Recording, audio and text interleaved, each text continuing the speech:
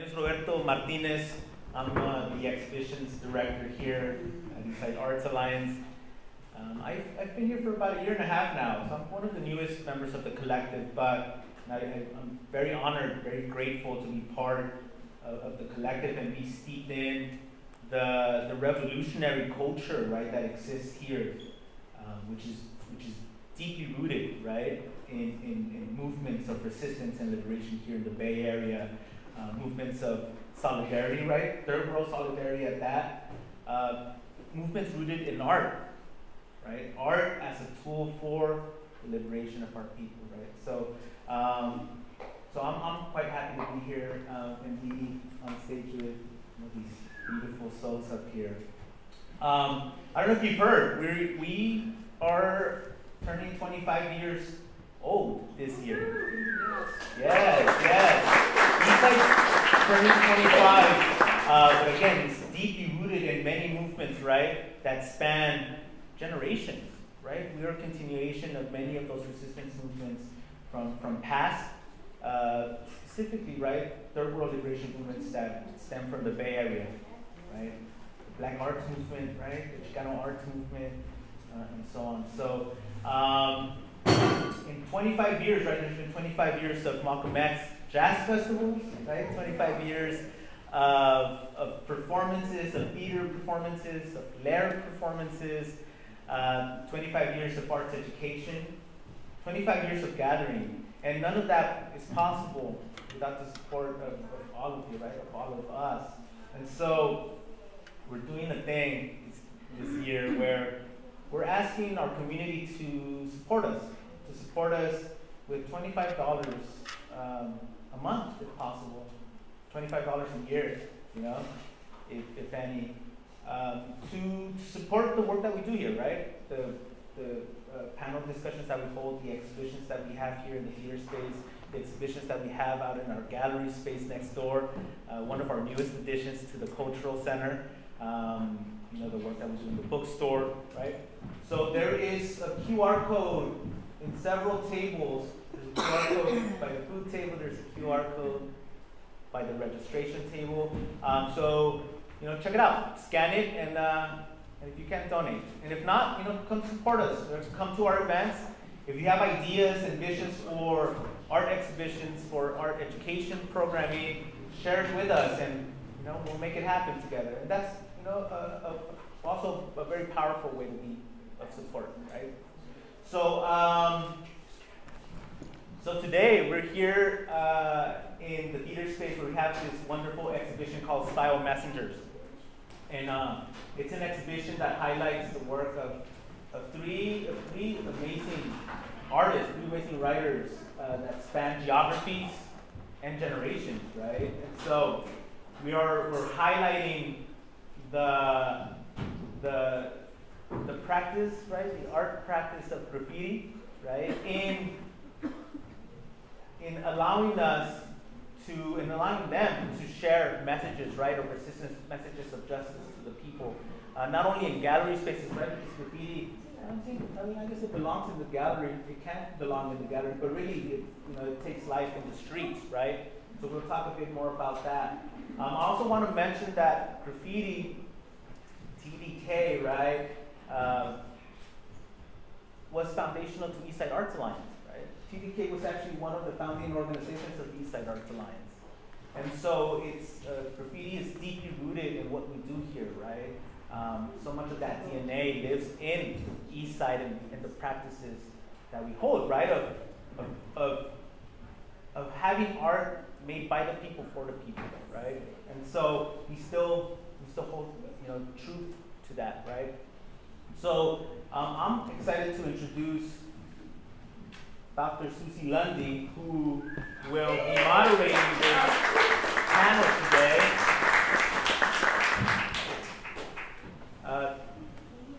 Dr. Susie is a creative strategist, interdisciplinary artist, and writer with a passion for storytelling, community-based arts, social justice, and international art projects.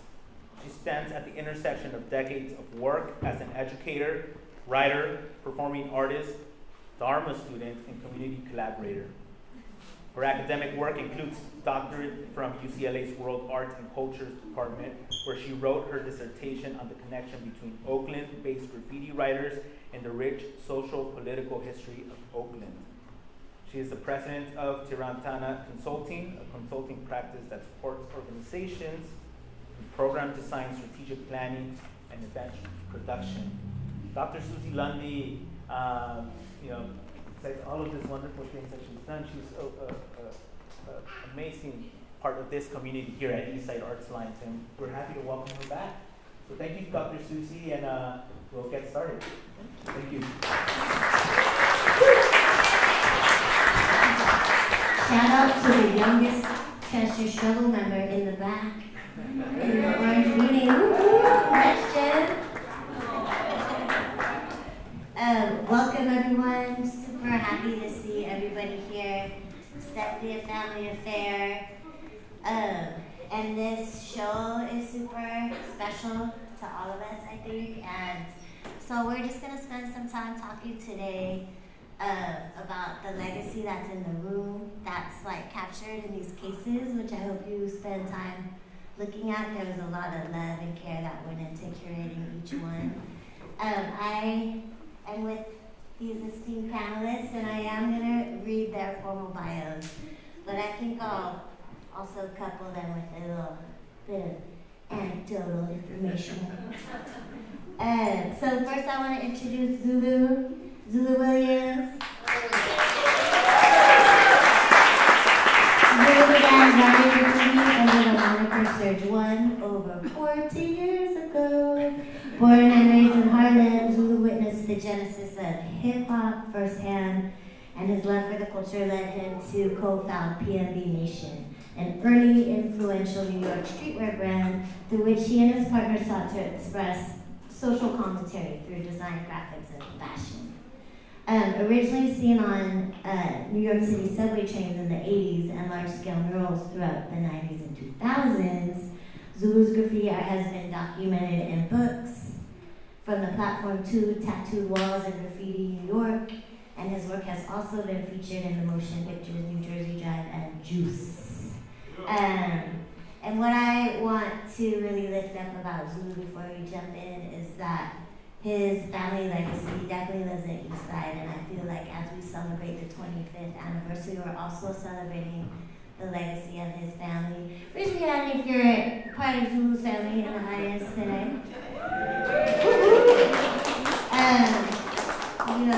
He, amongst other luminaries within his family who are also present here tonight, he's also Yuri Kochiyama's grandson, and I feel like that's really important when we think about Greg's instrumental role in lifting up EastSide and building it really, and how much Yuri lives in his heart and is part of how he sees the world. And so it's really beautiful to have you bring that spirit into the room and all of your work. Excited to talk about it.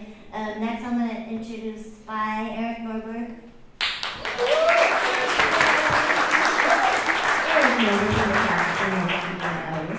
Whose work also spans over 40 years.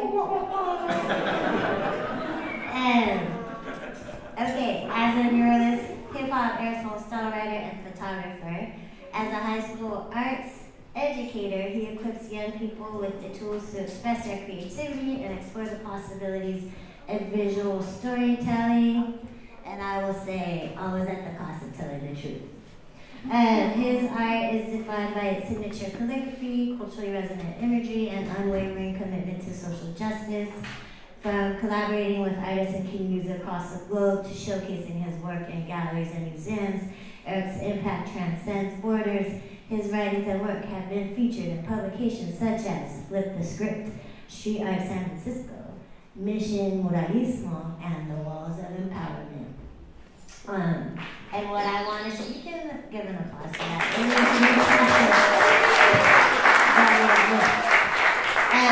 I also want to say for the rest of my life, forever and ever, I'm indebted to Spie because when I wrote my dissertation on graffiti, no lie, he stayed up. It had to be till, I'm going to say at least 3 in the morning. Like, just reading through like all of my work, and I felt like what an honor and gift to have Spie's just knowledge. We were joking today, he's like a walking encyclopedia, and just to have him be my fact checker, like, fuck AI, I'll take Spie. Okay. Alright, so I'm gonna, un aplauso. And lastly, I'm gonna introduce Dime and Leslie Lopez, a visionary artist, hailing from the vibrant streets of East Oakland. And we're so excited and proud that she has become the renowned artist that she is for her funky letters and distinctive hairstyles that pulls with the beat of her community's culture. Passionate about creating stunning public art in her beloved barrio, Leslie firmly believes in the power of community collaboration and the transformative potential of art. As a proud founding member of Fuel for Our Women, Leslie drives female empowerment and inclusivity within the art world. Leslie's dedication to her craft is matched only by her unwavering commitment to serving the people.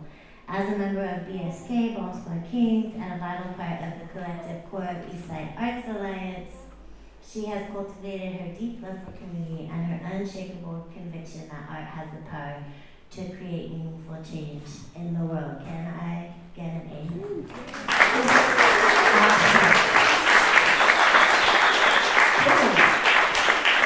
So, I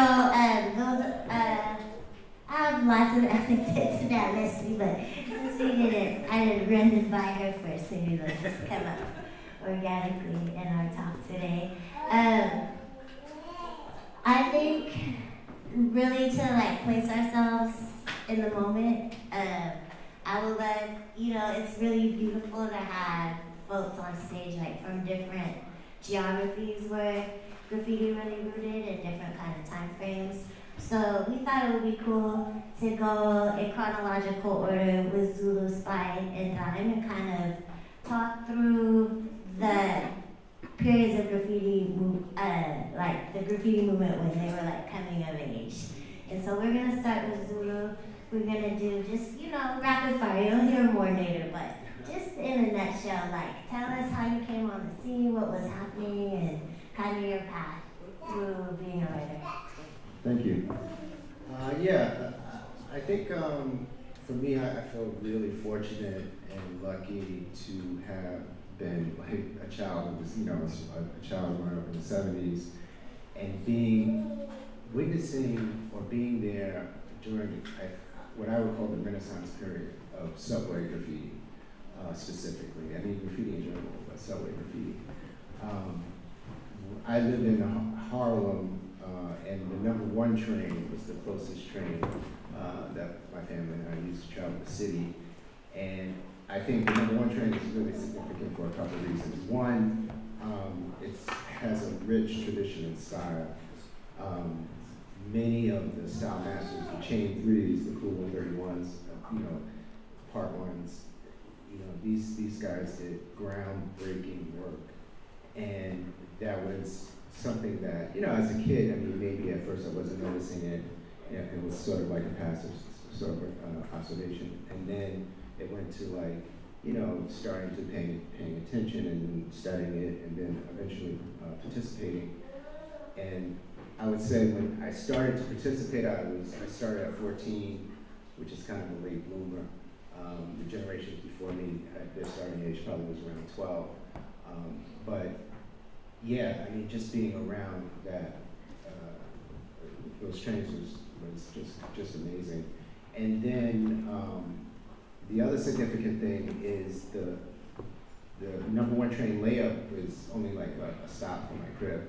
So just to explain, so the MTA on the weekends they park because of less ridership. They park part of their fleet, or park or lay up part of their fleet in between subway stations in various parts of the city.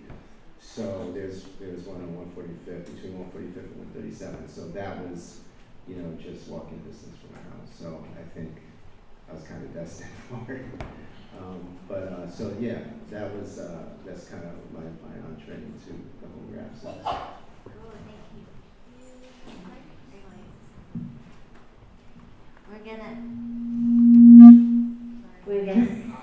We're gonna pass the mic to Spie now. So we're kind of left off. What would you say, like, is the bookend to that time period? You're living next to. Oh, so yeah, I started in '82, and yeah, it's just been a part of my life ever since, you know. So it's been my outlet, you know, a way to make some money, and just you know, building community, and up until today, and you know, just getting out there, you know, shaking the cans with old friends, and new friends, you know, whenever I can. Cool. So we're in Harlem, 80s. We're gonna move to the West Coast. Tell us about your entree. Entree to graffiti. What? Yeah, that's hot. What? Is that better? Good? Maybe give us the year. What's like the first year you remember, like, yeah, this is lit. Well, it's a tough one, you know, because I remember our family moved out to the Excelsior district in '77, and I remember seeing like a lot of placas, like the, you know, Chola gang affiliate things around the neighborhood. And this is still working? Yeah. Okay. You know, so I was what, second grade or something, you know, and I would just be very observant and wanted to copy that kind of stuff. But it didn't really have much of I didn't have any understanding of it, you know. So, but getting into middle school, 6th grade, met a friend, or had another student who came from New York and had a few little pictures, and I remember vividly, like, you know, a group of people gathering around and checking out and he's telling the stories, you know. And we're like, what is that? Trains. Yeah, there's a couple pictures and stuff. So, that was before the famous film Star Wars and the book that went with it, Savoir, which, if you check with a lot of folks around the whole country and world, I mean, that was the media export of what was going on in New York at the time. And they, like other places, people like to give it a starting date of like 1983, 1984, that time period. So I was definitely influenced by that, but even before that, I had met that one kid, and just also being observing of, like, you know, little intros to sitcom shows on TV. They'd have a rolling train, you know, like, what is that? You know, I take interest in that, you know, just being a kid of TV. Yeah, so that kind of got my start at that time. And then socially in the middle school, you know, breaking was the thing. You know, and there was a break competition between classes, and it was the school had to shut down on Fridays to, like, you know, get everybody in the gymnasium, you know, and just see all these crews battling each other. It was amazing. So it was like the whole hip hop phenomenon is really dropping on so many different artistic venues, different expression forms, you know. So yeah, the dancing, and then of course the trajectory of that here in the Bay Area was like the dancing, there was the music, the DJing, and then you know, there's the rapping came along, but graphics seemed to be like always like kind of right there even before, you know. So yeah, some kids were like really good at it. In school, we shared classes. I would see what they were doing on paper, and I would try to do my own, try to craft my own. And this was definitely 1984. Yeah.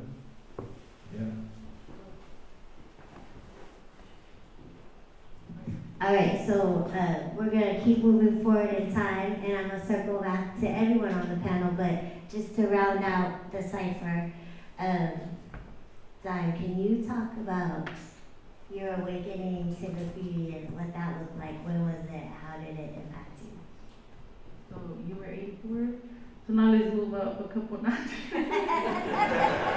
So we're in 2000s now, y'all.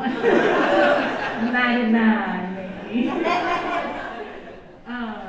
Maybe a little sooner than that. But I grew up down the street here. My mom from Sinaloa, my dad from Michoacan. We lived on Fruitville as little kids, and then we moved towards the 60s. And we would catch the bus in front of Montgomery Ward every day. Like, I don't know how many times a day we would catch the bus for school, to run errands. Like, Fruitville was like the main area where folks would get resources and families could just go and just get locked into whatever they needed. So that was where we went with our parents. And I was super inspired, just walking up and down the Fruitville. I mean, if you guys just go now, there was all the Xochitl murals, the Sala murals.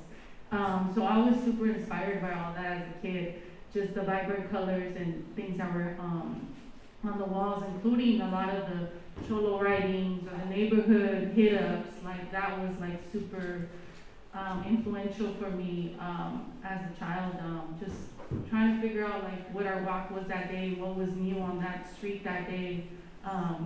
But the Montgomery Road, it was kind of scary catching the bus there every day. But I feel like I always like paid attention to like the new tags that were in the space. So yeah, I was just a kid. But when I started to write, my friends were actually writers before me, and I wasn't, like, I didn't want to say that I wanted to do it, so I would go home and like practice until I felt like worthy enough to like share what my tag looked like. Yeah, I would say like 6th grade, 7th grade, yeah. Yeah, That was my intro. thank you. Just to pull it all together, so if we're in the 2000s, this is when EastSide is founded, right? Mm-hmm. And we're thinking about especially the influence of Greg Morozumi and the fact that by 2000 we have these codified spaces that are like, come do graffiti here, like, let's work on your hand styles, right? Like, let's get your funk letters down. And so that wasn't necessarily what was happening right in the 80s, but fast forward and we have the space, and I just want to lift up this physical space of EastSide and the visual element, the workshop. Actually, Leslie and I both worked kind of pulling projects together through visual element, getting young people to write on the wall. But I think the really beautiful piece was they had this corresponding political education that was going on at the same time, right? And I would argue that with Zulu and Spie, some of that happened through your family roots. And so you'll see in the cases here, there's this convergence, right, of using the platform of graffiti to really criticize and shout out and make visible things that mainstream media and mainstream culture wanted to ignore or silence.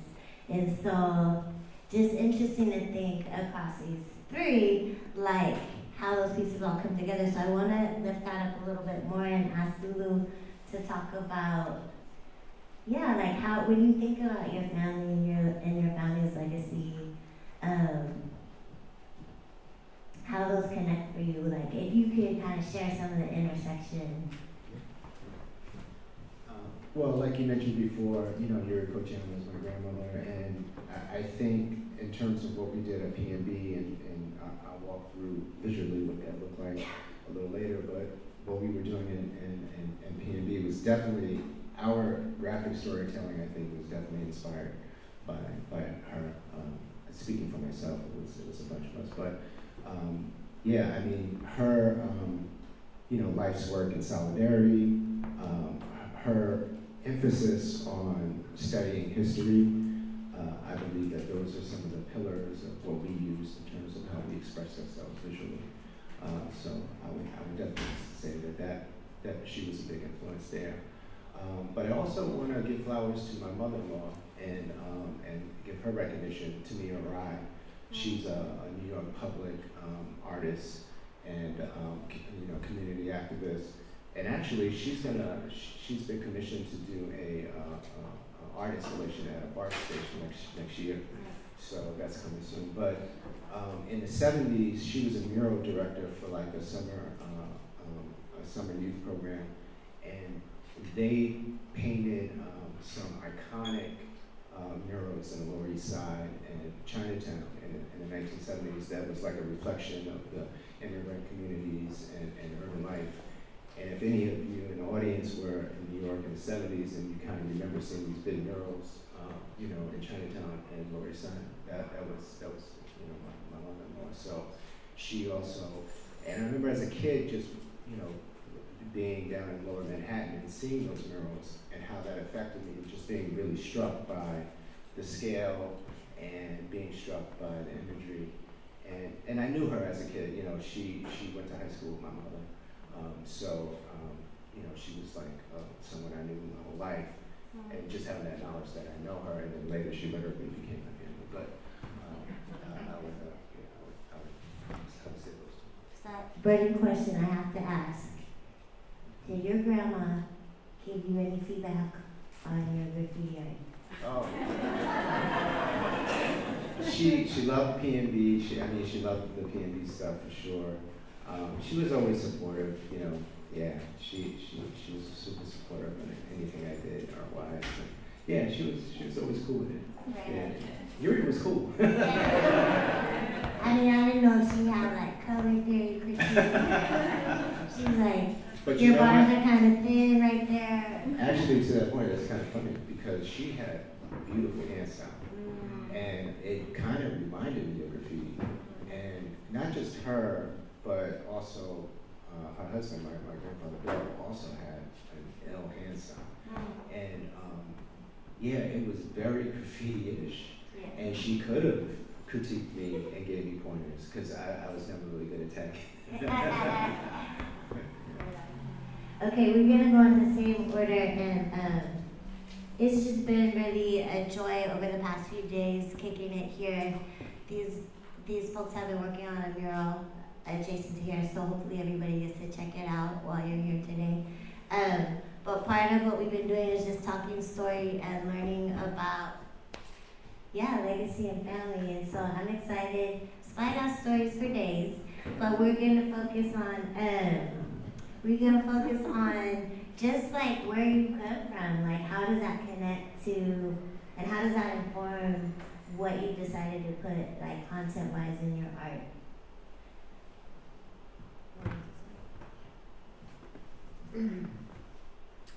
Gosh, I came up in a very activist household, very internationalist-minded, and just movement folks, artists, activists, movement builders, just from beginnings, So it has definitely influenced how I kind of perceive the world and how we just relate, connect, and see what be hip to like the common pulse of what's going on and how it affects the greater we, and as we all struggle to get by and navigate through all the confusion of the world and the drama and the horror. So I think that's kind of been it has been a very big element in how I contextualize whatever I'm putting together. And so throughout the years practicing style and letters and doing art, always had some sense of trying to make it relatable in context to what is happening presently.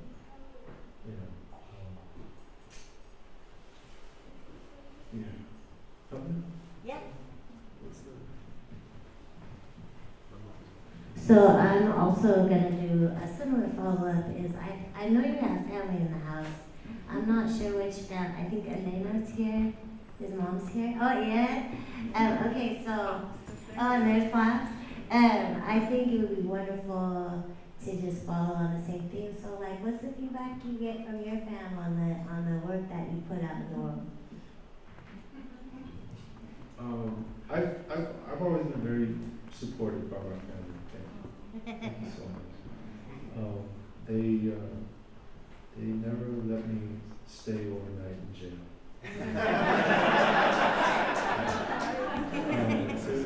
There was a thing of like, they'd rather put on a punishment other than the system putting it on, which was vastly different than a lot of the folks that I was running with. There's a lot of people I knew from school or on the streets that did stuff, and for whatever it was, their folks was like really ticked off and would say, hey, you know what, you're gonna learn your lesson this way. I'm not picking you up. You're gonna stay in Juvie for a night, 2 nights, 2 weeks. There was scenarios like that, and it's bad. People like to say graph, saved our lives or whatever, you hear the same, but because we had another outlet to express ourselves in various ways. For there's a good number of folks that, like, it was their other gateway into doing other things, It's the good, the bad, the ugly of it. And folks would, get into other street strife, finding other opportunities that kind of like lending themselves to having a predator attitude, and it could get ugly, and we've all known people that have fallen to those kind of those horrible conditions.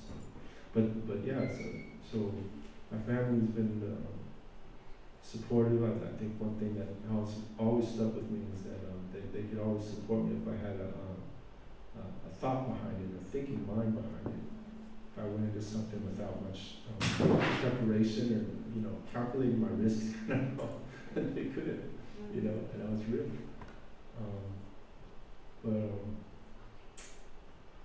Yeah, I get a lot of input from my family, and they help me out in kind of figuring out how to tackle certain things, and certainly great influences, just opening my eyes to different things going on.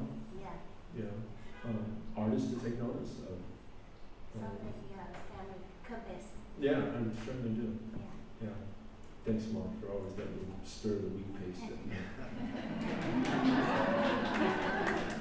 I heard that story now. Yeah. Okay, so we're gonna round out this round with Leslie with time. So when I think about your parents in particular, but your whole family, really, like, it just reminds me that, like, all heroes aren't seeking fame. You know what I mean? Like, we have folks who are just salt of the earth, like, working their asses off, like, for the good of their families for sure, but the larger community. And that's what I think of when I think of your family. So if you could, like, connect the dots for folks a little bit more who are here who don't know them, maybe just, tell the story, because I know, not everyone becomes a writer or jumps into graffiti, like, wanting to be conscious about their impact and connection to the rest of the world. Like, you can just be snatching, and that's it. So maybe connect the dots for us, like how your family influenced the way you wanted to use your art, and like how it contributed to who you are as a writer. Yeah. It's funny because my mom got me into writing. No. Well, because of her, I feel like as kids and navigating, like, I'm just imagining like what it was to navigate a brand new country, new language and everything. And trying to figure out like programs and things for your kids to do where they can, stay on track and not get into trouble and all that. So she was always super busy finding the things that we just needed to be a part of. And one one of those just happened to like gravitate towards art, and then had its like avenue towards graffiti because that's what sparked me, right? So she would take us to these programs, and since I gravitated towards the arts, it was graffiti that I gravitated towards, and wanting to paint, and wanting to be out, and wanting to be up, get up, and wanting to do all the hood rat stuff she wanted me to do. But I feel like she's shaking right there. But and then being like, no, that's not what you should do, you know? Then it was like, oh damn, what did I get them into? But then down the line, it became super supportive. Like my dad would sometimes, you know, we would pack, he had like a Scooby-Doo band, and me and my brother, and my neighbors, were now like brothers, we would pack the car with like paint and ladders, and we would tell them we were doing like we might have told them we were doing, it may have been a legal or not legal mural, it may have not. But we would tell them we're going to the program and we needed a ride. And he's like, well, why are you guys taking all this stuff? We're like, yeah, you just gotta leave us right here. And then he's like, okay. So he was supporting us, and then we were like walking in through a hole on the gate. And he was like, man, like what? Like, why? The police guys just you, don't call me. We're like, thank you, it's gonna be a beautiful mural. We actually have permission to do it, but we just, like the walls of permission, but where we're walking in through, we just have to figure it out. And he's like, oh my God. But we, you know, like, he supported us in so many ways that him and my mom don't know that, you know? And I feel like that foundation of like family always having your back is like, realizing that you do have these young teenagers that are also navigating being the teenager and that are maybe doing something good, but you don't know if it's good or not. So, but you want to support them. So that was their way of supporting me, giving me that tough love, but also like dropping me off at the yards and you know, with the ladder and stuff. But yeah, and they still like rock so hard for me. Like every time you ask them, like my dad will walk around and run into people all the time and be like, hey, if he sees people painting murals, he's like, well, you know, my daughter does real graffiti, or like he'll say something like that. He'll tell me, you know. So that's like his proud moment of like, damn, like she really did this for like 20-something years, and she's really up here right now talking about her story. So I love you guys. Yeah. Okay, I have a follow-up question for you, Don. Shout out to Women's History Month, March. But also every month is Women's History Month. Okay, so I'm kind of gonna jump tracks here. I want to hear more about, as a woman, I know you belong to different crews. Some are male dominated, and then I know Few and Fire is an all-female crew. So if you could give us some insight to what it's like in both spaces and how it changes your process or not, or yeah, let us know, like, what is it like to be, first of all, in the field of graffiti, as your crew's name suggests, it's Few and Fire, but also, you know, I think there's certain ways you've had to move, and you move differently in the two spaces. Yeah, for sure. I feel that when I first started writing, I had the privilege of writing with my brother and my neighbors, so I feel like that was like my crew, you know, like that's family, that's familia, like we're always gonna have each other's back. And I didn't feel no difference. I just felt like, yeah, we're just rocking stuff together, we're sharing snacks together, we're, you know, exploring everything. You know, we're kids, we're like 12, 13 years old in the field. And, but as I would get more, like, as I got up and I became a woman in the game, I feel like my attitude and my like demeanor needed to change, you know? I feel like I would get tested, not by my crewmates, but like just men in general in the scene. And I feel like this goes along with so many, any scene that we in that's male dominated, like women are just gonna have to work twice, 3 times, 4 times as harder just to even make it in the door, you know what I mean? So I feel like that was always, like the fighter was always in me, and I just carried that all the way. Like I felt like, not angry, but I just carried this like, you know, like I'm a boss. Yeah. You gotta boss up. Yeah, you gotta boss up, you know? So I felt like I needed to carry that all the time. Anywhere I painted, if it was like things that were going on in the neighborhood, if it was things that were going on in the street, like I carried that because a lot of times I had to carry myself, you know? Regardless in a crew or not, you're a woman in the game, that's what you gotta do, especially East Oakland. I mean, come on now. So when I started painting with few and far women and painting with just small pockets of women, because in my generation it was very, very few of us that were getting up. So a lot of times I wasn't in any circles that had that. I started to notice the difference. Like everybody was bossed up in their own cities, in their own towns, and we came together. It was like y'all can't mess with this, you know? How did it change how you carried yourself? Like, did it impact what you created? It did. Yeah. I feel like that's where my art, like, it was just so bold and like, I want to say hard, and it, like, balanced it to make it softer. You know what I mean? So, like, it created that balance of, like, highlighting, like, the femininity in my work and being able to at least like loosen up my style.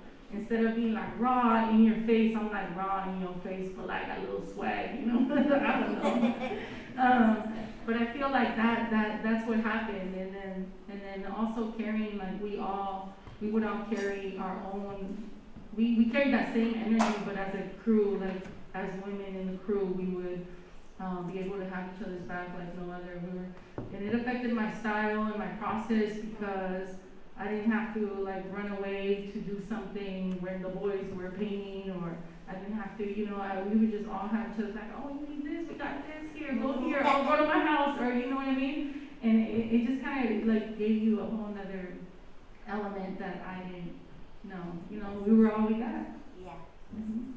Thank you. Okay, let me see. Roberto, can we put on Zulu's slideshow? I'm going to have Zulu talk to us a little bit about PMB and kind of the intersection of that as like a design outfit and how it intersected with like the graffiti that he was making. So he's prepared some slides for us.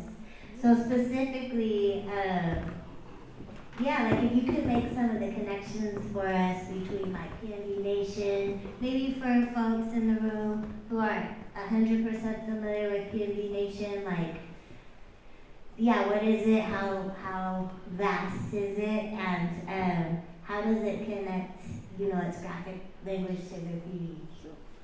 Thank you. Hello?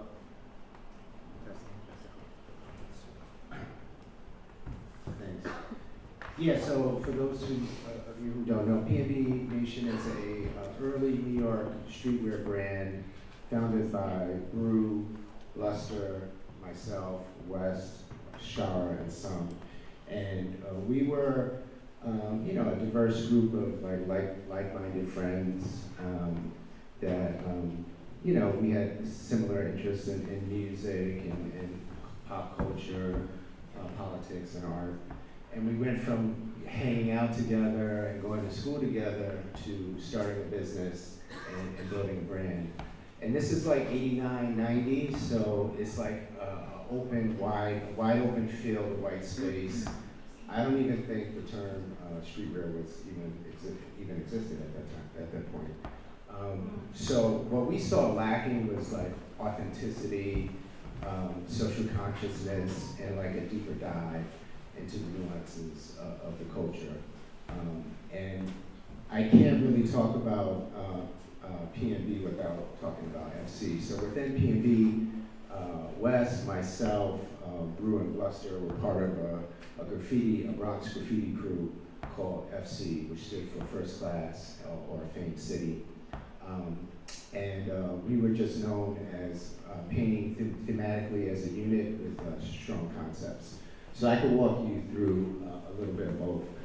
So this is the original, PNB had two logos. This is the original logo. So the middle image was a found image, and it was actually a right side up pig facing left. And I kind of equate found imagery with sampling in hip hop, right? It's like, you know, when a DJ's like digging in the crates and they get like this obscure sort of something like obscure sort of thing, and they flip the meaning and take it out of context and mean something else. So this found imagery, Brew and Bluster, they went to high school together and they found that pig and they printed it on a shirt and they showed me a little later. And I was like, oh, we should turn it upside down, we should, you know, draw a ground underneath it, exit, and kill it. And I was thinking that the pig, you know, sort of represented not the police per se, but like the system, you know what I mean? And a lot of that was influenced from what Amiri was doing as the Minister of Culture in the Black Panther Party, and you can see his illustration on the left, where under it says U.S. imperialism. So that was the idea, and then we put it on stickers, and in terms of like a solidarity thing, we had different neighborhoods on stickers. So Lower East Side, Chinatown, Uptown, Boogie Down, and we would like, it was a quick way of like slapping up like 10 stickers and handing out 40, and you know, and had it travel throughout the city. And I remember being in just random neighborhoods and going into a bodega and just seeing it all over. So that was that idea. So at this moment, is this like this is FC branching out, or is this proper like PNB Nation? This is proper PNB Nation at this moment, yeah. Yeah, but then if you go to the next slide, that's a great question, because this is our second logo, and we were part of the last generation of train riders, and on the left you see Coco 144 with the crown and Griff 170 with the arrows. They're the first generation, so I feel like us and everybody in between has a lineage to that first generation. So when we designed this logo, we weren't thinking of them per se, but what they were doing is all part of the DNA, right? So our first, in the middle, our first iteration on the top was like a halo and arrows, and then we landed on the three-pointed crown and arrows, and then the t-shirt underneath it is just like tools of graffiti and the DNA of graffiti. But yeah, so you can see where PNB and FC would sort of intersect right there. You could go to the next slide. This was early T graphic. So in graffiti culture, we would like go into stationery stores and steal rolls and rolls of Hello My Name is stickers and have like dozens and dozens of them. And then we would go home and we would tag on each one. And it was a quick way of getting up, of just slapping your name up. And a tag is like saying, this is who I am and I was here. And so we took that concept and we sort of, with the graphic language of the Hello My Name is stickers, you know, it went out to like bomb the public consciousness, you know, about these free Black lives. And so Michael Stewart was a 25-year-old graffiti writer. He was, you know, choked to death on a subway platform. Eleanor Bumpers was the elderly woman who was, you know, killed by a shotgun blast, you know, like a botched eviction.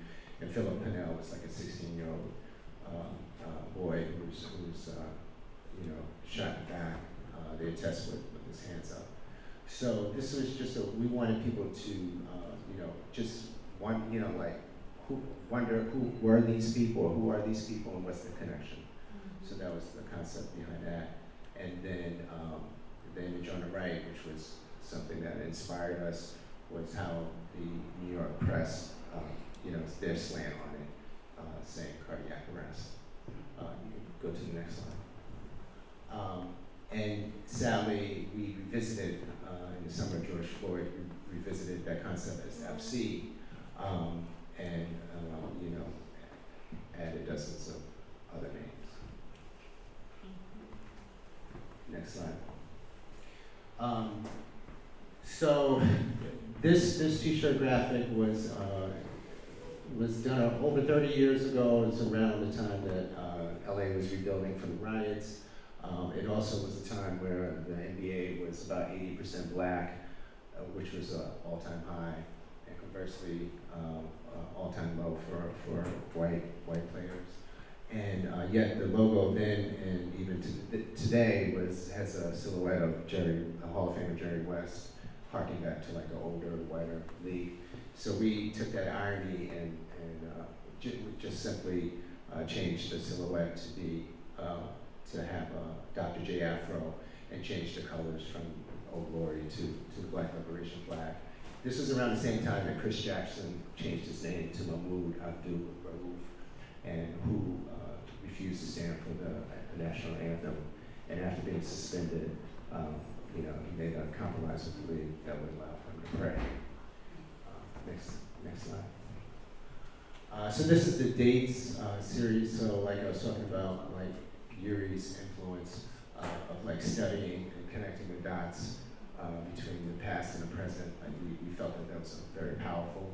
So we did this dates series where we would take, and this was the time before the internet, so I would go to the library and spend hours looking at microfiche, trying to pick headlines that had relevance of what was going on. So in the Daily News, it was talking about Howard Beach, and then Italians clash with Negroes was one of the headlines I found. So like just taking those headlines and putting them on T-shirts and putting the dates on T-shirts and having these hang tags and kind of like connect the dots for people.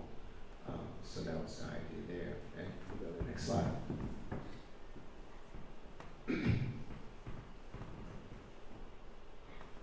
And then this is, so I write Serge, and this wasn't meant to be like, have my name on a T-shirt or anything, but it was like a love letter to the culture. And, getting up in graffiti is when you see your name traveling all over the city. And this was a way of like, as a PNBT, just seeing it travel. It was like that same sort of high. And again, pre-internet, analog times, I think, looked in the yellow pages to find out where the MTA design department was. And it was a time before when you literally had everything at the palm of your hand, where you had to like knock on doors and pound the pavement and work to find stuff. Next slide. This was a concept that we did, a line that we did, that was where we kind of asked the question, like, what if COINTELPRO was never abolished? Like, we just assumed it was, right? Like, but what if it wasn't? And how would that look like today? So it's just the objective of COINTELPRO, and another, and then like highlighting a different color, I just highlighted to promote strife between organizations carrying out political assassinations. So like this idea of what that might look like with the East Coast, West Coast war. Next slide. So FC West, who was part of PNB, he was given FC presidency for Manhattan when he was like 14, and he had this idea of us being card-carrying members.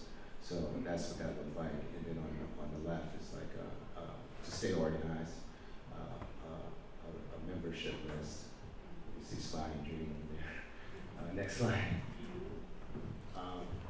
And what I meant about painting as a unit, it was common on the trains to do things like this, but when it got to productions in the 90s where you had more than 4 or 5 or 6 writers, that idea of painting in the same color schemes or the same styles was really new and was something I believe the crew brought to the table. It's commonplace now, but at that time it was different. So the top wall is 86, so that's literally during the subway era. Wes and I did that wall as if it was a train. But if you go to the next slide, this was a pivotal wall. So this was in '94 and at a graffiti-a-thon where writers from all over the country and Europe converged over the weekend in Jersey. And the way that all the crews were painting was very individual.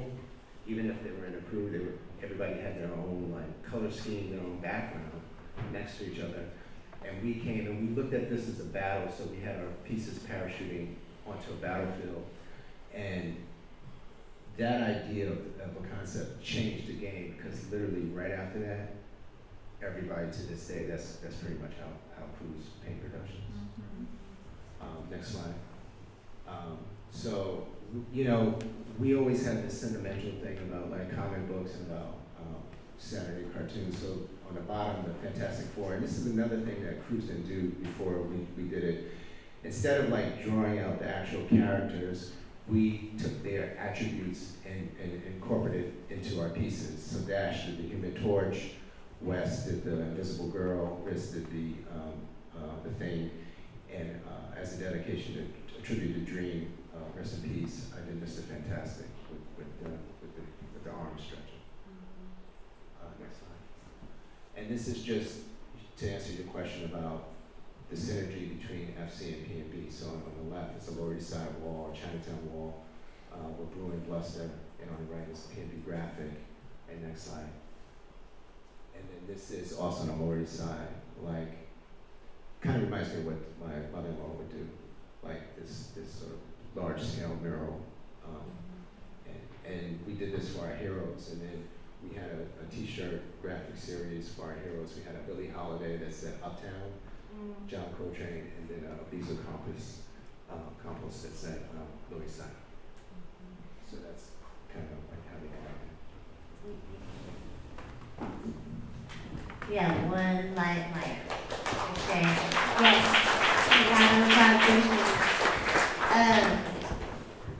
Cool. So I wanna kind of lift up what's in the cases here. If you look stage left, there's no, in the center is the No Justice, No Peace flyer, and I'm gonna have Spie kind of talk to us about what that moment was and what you can look at later. We also have, I think in one of, there's some flat cases that are laying horizontal on the back, so make sure you check those out too. But to start with, yeah, can you talk, so I don't know you have accompanying slides too, but you can also just refer to the case. Yeah, there's just a few slides, but yeah, case, but maybe just before that, I just want to say, Zulu, my brother, this is really an honor. I'm thinking about it at the time when we first met, and it was the end of 1990. You know, a lot of stuff, the Produce Brothers were happening. The consciousness of rap, and everybody's on this thing of like hip hop needs to be that vehicle for spreading the message. You know, I think that was really the big vibe going on. 89, 90. You know, that's when Do the Right Thing came out. All, you know, it was just a common vibe and thing, you know. And come, you know, it was New Year's night on 1990 into 91, right? Where we met, and it was really interesting because there was a coming together of activists and artists, and I was a part of a group named Roots Against War, and we were like going, you know, hard on talking about opposing the Gulf War, right? And then we had a party leading up to that. You showed up. Root was there too, and it was like an amazing meeting place. You came with Abdi, but via a lot of Greg's, you know, positioning of like being a part of like knowing these folks over here, no one knows folks over there, and it was just like a special coming together, you know. And it just really blew my mind because, you know, maybe about 5 years ago was my first intro to New York. I went there and moved around and was taking pictures. Wait, let's say that again. What? In the 80s. Oh, okay. So like in 91, then. Somebody said 5 years ago. No, 5 years from 1990, right? You know, 87 or something. I was taking pictures of stuff, and I took a picture of one of your pieces on the Riverside, and I was like one of the dopest ones, right? So, as a style master, props. And like, and then when I met you, I was like, oh wow, wait, you did that. I was like, you know, of all the pieces I took pictures of, that was the one that That's crazy. it was you and Psycho. Yeah. Yeah, on that handball court, the opening to the Freedom Tunnels down there. Yeah. So to meet you, and it's just the coming together of like, weirdest coincidences, but not so much, and like-minded, trying to elevate the consciousness around things. And it was just amazing that that just blossomed and flourished into a longer relationship of painting, getting together. But yeah, that also was a very pivotal point in my life to get into much more activism of my generation and build what became the way we knew how, or what we wanted to do. And in that, in leading into working with Greg, first, I guess, met Dream out painting at the 23rd yard right over here.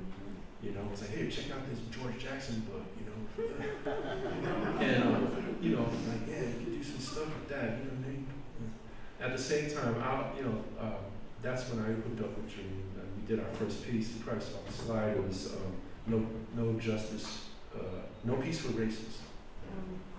On UC Berkeley campus, there was a rally there, and we did some boards against some racist attacks around that time. So that was the first time Dream and I came together to do something, and it happened to be on a very social, political, anti-racist kind of work. So Dream's meeting Greg. I'm painting with Dream right at that time. This is 1989. And then meeting Greg, and then just to kind of being immersed into whatever's going on, everything going on around war, around the Rodney King beating, which happened in 91, but the trial didn't happen until 92, right? And they tried to put these 4 officers on trial. There was like 20 officers that did it. Anyway, they announced it on Tuesday, and people hit the streets. All the cities were aflame. A lot of you remember that,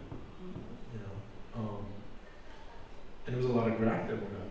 I think maybe the slides were running. There were episodes, the bar train. Did you all see the bar train? That was done that night. The verdict was announced by the MPC crew. That full car bar train said for a violent verdict.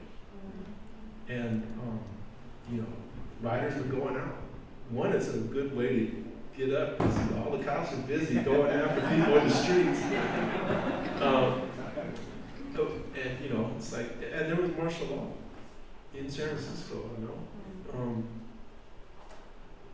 Yeah, they shut down the city. You can't go out after 5 p.m.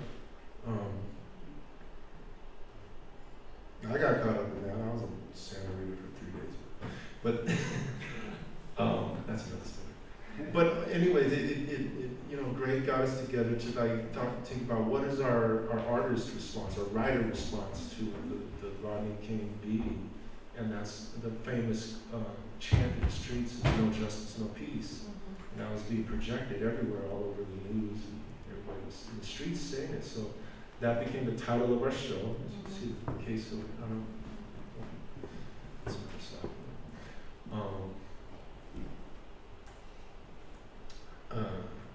yeah. So we have this art space called Pro Arts in downtown Oakland, 9th and Broadway. And crazily, it was like a filler space between some other shows. The exhibit only lasted a month, and less. But Greg put it in our hands, put Dream and I into gathering the artists and said, look, let's do an artist response to police terror, police abuse, police harassment, and what are we going to say about it? And we just went to town, we young and willing, and get the supplies the way we know how, and the whole gallery was just sprayed from top to bottom. People started writing all over the floors. We had boards and the effigy of a cop hanging from the ceiling. All kinds of found ephemeral materials. It was stolen, police barricades. It filled up the whole gallery, And it just so happened that it was like the first graph show in a gallery setting for the Bay Area, and it came with this theme of you know, a commentary on police terror, you know, and as a common kind of you know, thing that we all have is like you go out, you graph, what are you looking out for? You're looking out for the cops, you know, and then there's always this Michael Stewart, all the names start coming up about who has been brutalized by the police. And Dream's big wall inside that gallery, I might take a picture of it later in the slides, it's the slide right there. He made that relationship of, in 1983, Michael Stewart being killed by the transit police, and relating it to 10 years later, in 1993, this happened in January 93, there was a BART killing of a black man by the name of Gerald Hall. And so at the same time, we're Dream, everybody's grieving over the loss of our brother Jesse Hall, no relation, but Plan B. So he did a portrait of Plan B, but he put the subway train of New York and the BART train above his portrait, like in an arch.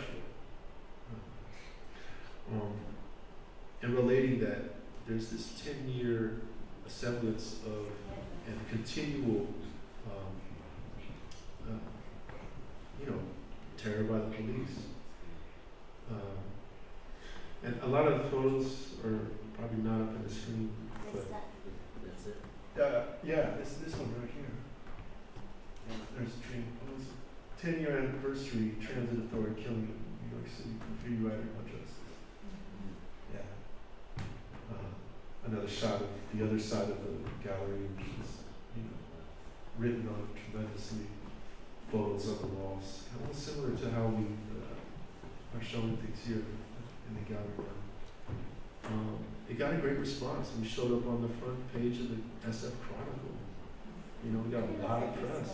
East Bay Express, Earth Magazine in LA, all kinds of places were giving us a lot of shine on this. And it, you know, got a lot of attention. You know, I think field trips for kids were coming through there. Cops were trying to make arrests in there, taking Polaroids and like, you know, trying to take notes and crafting up complaints. Yeah, why do you have this police department stolen material in this gallery? You know? So it was a really interesting time. Yeah. So we want to open it up to the floor soon for questions. So start thinking about what questions you have. I'm just going to ask one more to the group, and anyone who feels moved to answer can. I just feel like we're living through a heightened moment of fascism. And so, you know, I wonder about coded languages like graffiti and platforms that give us direct access to expression and voice. And I think about all the work that you did, what role it's played for you personally, but also like connected to movement and resistance. And like, if we're thinking about the lessons that have come from hip hop at large, but graffiti in particular, about voice, yeah, and like message, like, I don't know, it gives me solace just to hear you talk and know that the things have been said over time, like you continue to say the things that need to be said. And I wonder if there's lessons you want to pull forward in this moment for maybe younger writers or society at large for this time where like it feels like we're swimming against the stream.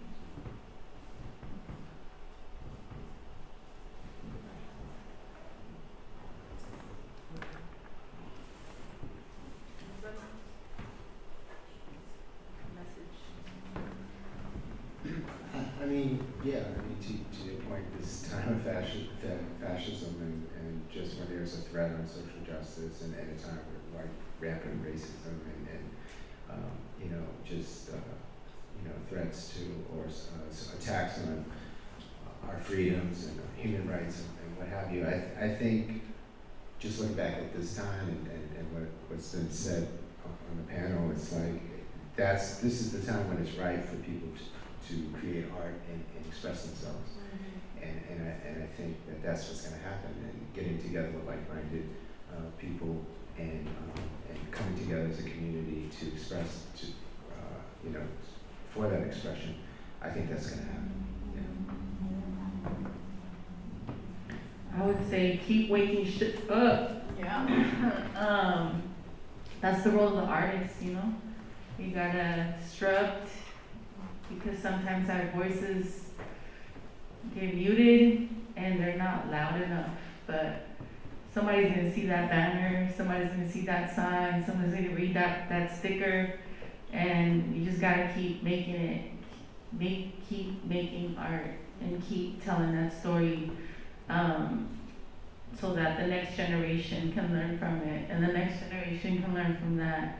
I feel it's really important. The times are captured in our visual stories that have been passed down, and we gotta continue to capture those stories, and the best way to do it as artists is to continue making art.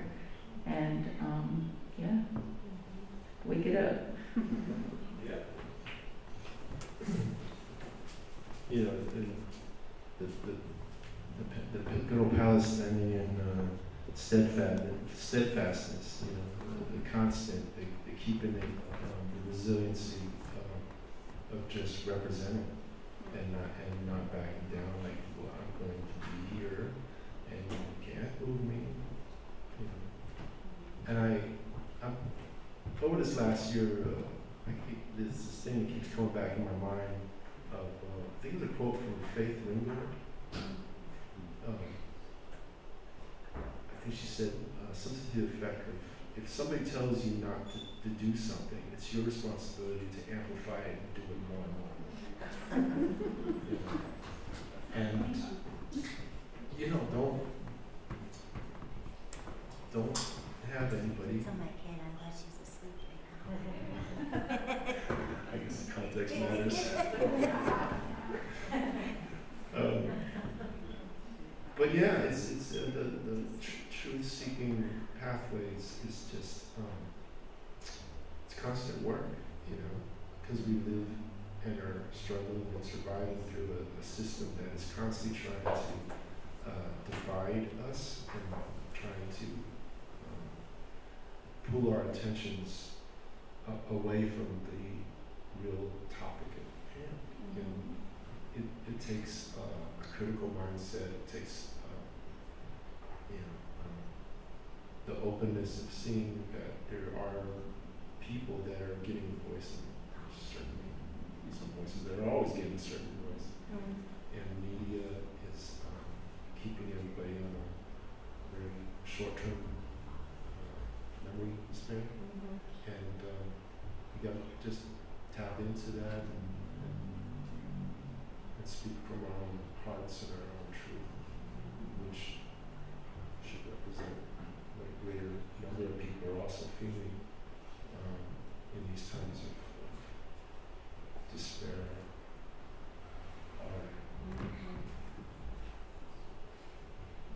Okay, so we have some technical limitations, but I think how we're going to handle this is just folks will project and use their performance voices from the seats. So yeah, anybody have any specific questions for our panelists? Anyone in particular about the art? I see someone in the back. Is that a hand? Yes. Quick question. How do you feel about making graffiti art really put in more work? Because there's a lot of empty buildings right now in San Francisco and Oakland, mostly around biotech and technology buildings. They're not they're really useless, to be very honest. What is it going to take for us, the graffiti artists, to hit those spots and really start graffitiing those places?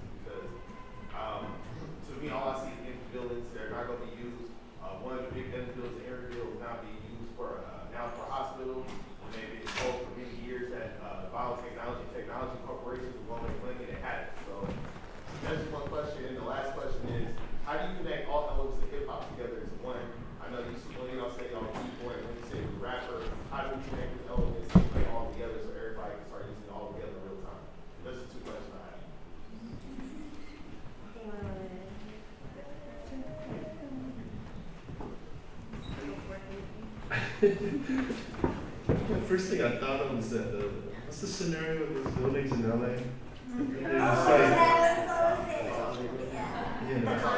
And it's happened in Miami too. There's some buildings there that have been totally taken over.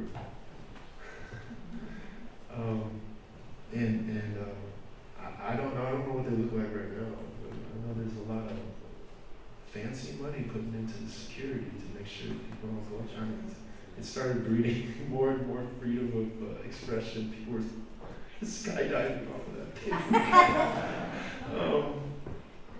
Yeah, that's a, you know, there's always a wonderful wall and space and creating our own billboards. I don't quite have a great answer for that. I do know that a lot of, the world of graph these days is like just huge. People are doing big giant letters, like big stamps and stuff. It's rare that I actually see them saying anything more than just the name of the crew, and it's becoming what has become. It's like a cacophony of like alphabets dancing everywhere. Like, yeah, great for personal self-expression and go out and do it. Have fun for your peers, which you get your fame and glory. And I know that locally, some other buildings owned by places are having to hire some of these more established writers to paint their buildings nice, so that it doesn't get bombed on, like stamp. I don't, that's always the thing. Who's judging what's good stuff or bad stuff, right? And there's a lot of business owners that are awfully careful because they don't want to keep having to pay fines to the city for having blight or, vandalism scrawls in places. So it's an interesting time that there's these empty spaces, buildings. We still have so many people living in their shanty towns right down the block, out on the street. But yeah, this rainbow world is still pretty cool.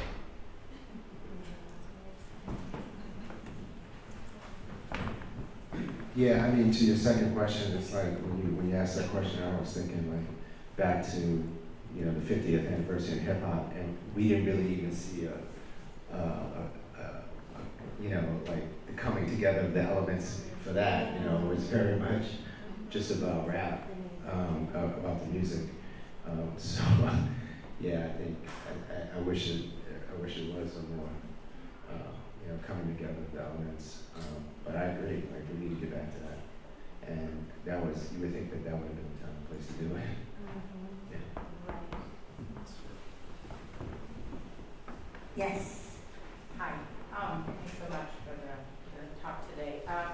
When I think about artists, I think of it's often your role to dream ahead of everyone else, and it's part of why you're able to do what you do. And so I'm just curious, what is something that you are seeing ahead of us right now that maybe is starting to form, either in the world of art, in the world of graffiti, or in the world at large? What are you seeing? What are you afraid of? What are you excited by? I love that question. Thank you for asking that. You could answer it too. I'm afraid of the culture being lost. Like I'm just thinking of like graph, and something that Spie touched on a little bit was just like how what's good and what's not good, So I'm afraid of that, like graffiti being not judged, but being put on a different caliber than, there's always going to be a conflict between graffiti and street art, but I feel like the loss of the culture and the element of what how graffiti started, and you know, yeah, we're bringing it in the gallery now, but you know, we balance that on the streets as well. So I'm afraid of it being lost in the street on a certain degree. Not that it is, because I mean it's crushed out here, but you know, I feel like there'll always be that generation that just kind of throws it back out there, like we got this. But I feel like that's one of the things that I'll be afraid of, the culture being washed or sold out. And I mean, we see it in so many different ways already. So just hoping for something to keep remaining true is important. One of the things that is happening, believe it or not, I don't know if you know this, but there are spray painting drones. So, so that is, and I'm not advocating that, but that is, it's going, it might be going in that direction. And I think for every action, there's a reaction. So kind of to Don's point, I mean, I'm hoping a reaction to that is to go back to, you know, go away from the technology. I think that was one of the things about MC Crew. Some crews use technology very well, but that wasn't our thing. You know, we were more about concepts and style, and I think going back to that, and it's okay. You know, Don D. Somebody told me once that Don D. once said, graffiti. You know, graffiti is too clean. You know, and later in his life, you know, or you know, graffiti is too clean. It's not supposed to be perfect. You know, and I thought that was a really deep statement, because you know there's something about the soul of it, and getting back to the soul of it. I think you know, and away from the technology. That's what I look forward to. Hopefully. I would just like to big up EastSide Arts on a certain level, because you know, over this last 25 years, they've, like Roberto was saying at the beginning, sponsoring these workshops that bring youth in.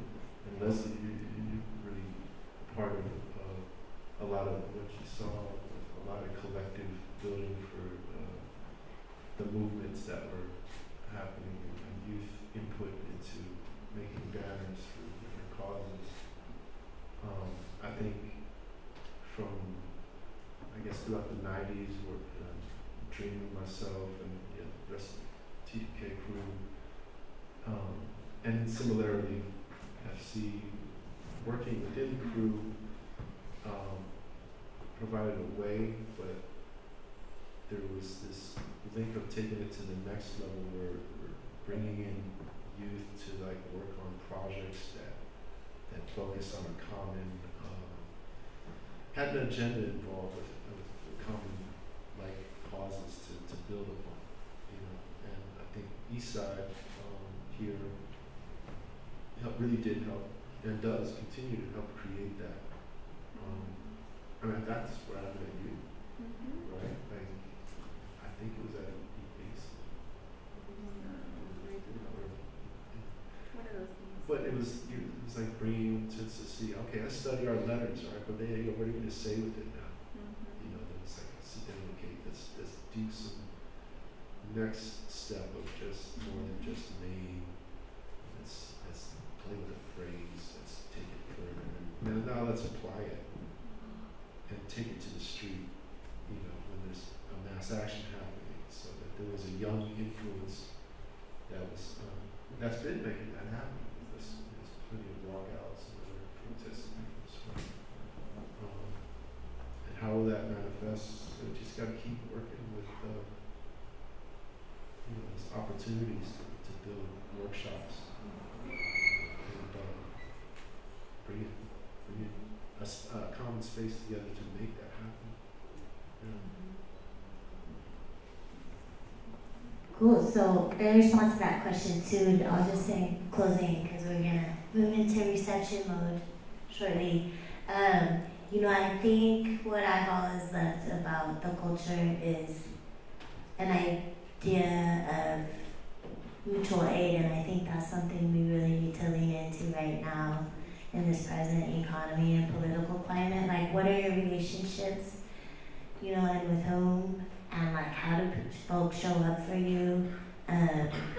How does your art and your crew get you to think beyond your block, right? And bridge with other folks, and that interpersonal piece, I hope, carries it forward. I think it's like couched in all the things that y'all said in response to your question, but I'm afraid of that being lost too. And then we're gonna close out our Q&A session with Marty and hear the last question from him. Hey, thank y'all for everything you've offered so far. A really important question to me, thinking about the future of writing and thinking about the future of community and building community movements and incorporating the people's art being graffiti, seeing graffiti as people's art. How do we, a lot of the organic infrastructure where mores and methods of doing graffiti and tools and tactics, one of the places that we learn that is right over here, right across, you know, in this tracks right here, this little section of train yard. And I used to spin on pavement. Like, as soon as I got out of school, I was there until well after the sun went down.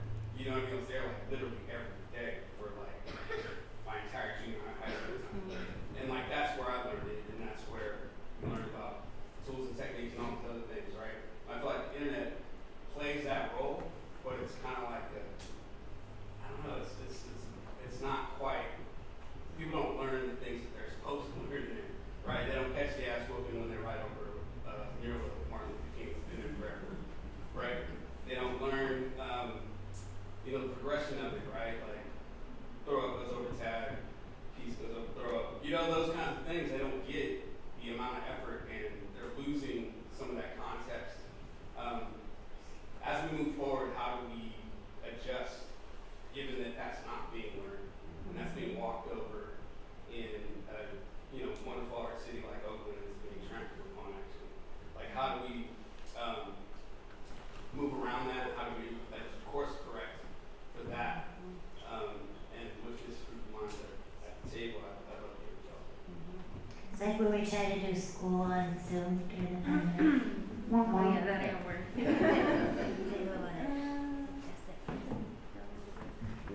I think it's to bring them to the table. I feel like we have to be out there with the young people. We can't expect somebody to learn the culture from their, like, no, they're not tapped in, you know. We have to tap in with the young people, with the younger artists, and into that generation. I'm just thinking of myself, like, how I learned and what I've passed down has been on the ground, building, not in my house showing Instagrams, you know what I mean? So I feel like we gotta be there, we gotta just build. We can't just take and expect young people to come and follow our rules, or rules that have been set since like the 70s or 80s, because that don't align with them. They don't understand that. So we feel this is like, let's teach you about why it's important, bring you, make you a part of it, and then you take what you do with that information, because now you've been a part of it, you understand it, you feel, you relate to it, and more than anything, you take ownership in your actions now. It's not just, you know, just writing for writer's sake, but it's like being woke, you know? I don't know if that helps, but I think that would probably do it to me. Yeah, I mean, to your point, I mean, graffiti as a culture is an apprentice culture, right? The older heads, you know, you learn from them, you know, they take you under their wing, they teach you about the culture, and I think you're right. I think that's what it has to be. But correct me if I'm wrong. Isn't that what you guys are doing here, like with young people in terms of like? We work with young people. Yeah, I think like places like this is perfect.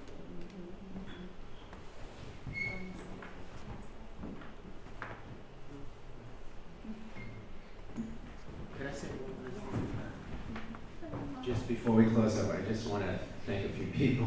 Yeah. I want to thank my mother, Kochiyama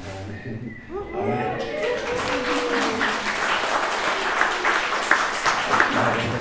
I want to thank Roberto, I want to thank Suzanne, I want to thank Dr. Susie Lundy. I want to thank Angie. And Aubrey and everybody who volunteered tonight. Thank you very much. And very much.